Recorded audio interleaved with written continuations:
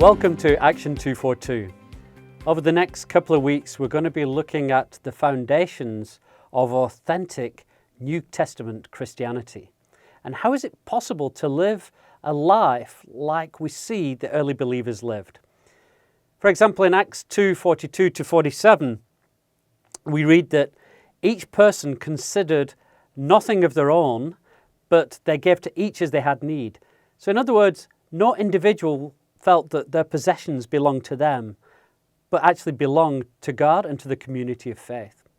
And it's interesting because in many ways that's no different to communism, except there is a fundamental difference. You see, under communism, the state took the place of God, and the state mandated an external set of rules and regulations to try and bring equality and try and say everything belonged to everybody.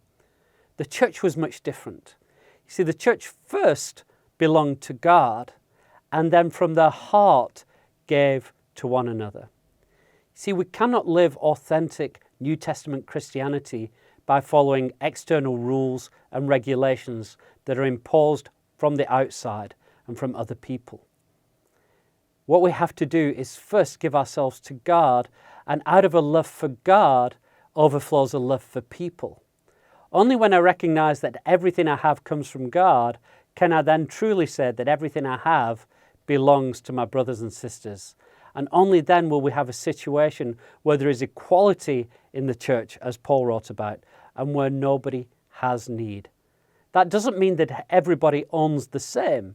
There will always be the rich and the poor. There will always be those who own more than others.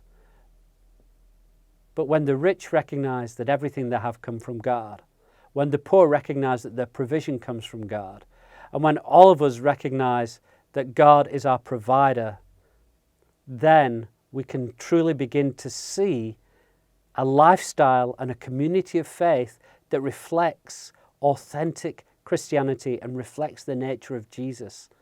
Jesus, the one who gave everything up to come to earth as a man and gave it all so that we could have salvation.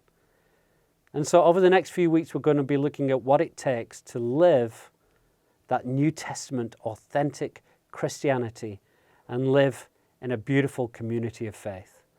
Let's be people who love God, love people, and change the world.